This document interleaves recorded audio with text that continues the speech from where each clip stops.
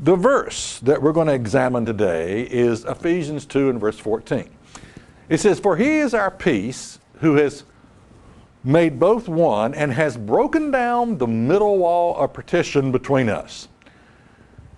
Now, for a lot of Christians, small letter C, they will look at this verse and they will say, well, that nasty, what is this middle wall of partition? It is that nasty, rotten, meaningless, irrelevant 10 Commandments. Ephesians 2 and verse 15, "Having abolished in his flesh the enmity, even the law of commandments contained in ordinances, for to make in himself twain one new man, so making peace." Now again, the way a lot of Christians can look at this is that Jesus abolished in his flesh the enmity, which means the hostility, the hatred. Jesus abolished the hostility and the hatred that Christians have toward the law of God. And the way he did that was by abolishing the law. Now you don't even have to worry about obeying God. Yeah, okay. Now, before we get into this, before I begin to explain this, let's consider some facts about the Bible. Hebrews 5 and verse 9. "And being made perfect," talking about Jesus, "he became the author of eternal salvation unto all them that obey him."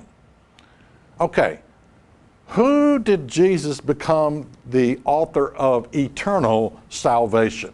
Who's it for? Can't hear you. All them that obey him. Now listen, you come out from under that rock you're hiding under. Tell me, I mean, let's consider this. If the laws have been abolished, what's there to obey? What's there to obey? If the law has been abolished, there's nothing to obey. And yet this verse says Jesus became the author of eternal salvation to all them that obey him. Let's look at Revelation 22 and verse 14. "Blessed are they that do his commandments, that they may have a right to the tree of life, and may enter in through the gates into the city." Who has a right to the tree of life?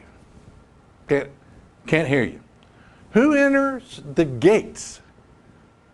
Okay? I tell you, the silence is deafening. I can't hear anything. Well, this verse tells us, blessed are they that do not just lip service, not spiritualize the commandments away, not say they've been abolished or nailed to the cross or fulfilled anything, but those that do his commandments, plural, with an S on the end. They're the ones that are going to have a right to enter into the gate. All right. Ephesians 2 and verse 15. Let's go back to it. "Having abolished in the flesh the enmity, even the law of commandments contained in ordinances, for to make in himself twain one new man, so making peace." Just what are these law of commandments contained in ordinances? Well, what they are Jewish laws. They are Jewish laws that often separated the Jews from Gentiles, the very people, the Gentiles, the very people that God was trying to reach. They were commandments contained in ordinances that separated the two.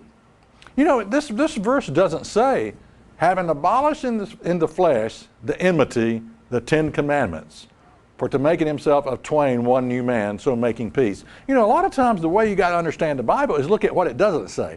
Does it say that he's abolished the 10 Commandments? This doesn't say that. It doesn't say it at all. It doesn't even come close to saying that he has abolished the 10 Commandments. Check us out on the web at isthatreallyinthebible.com.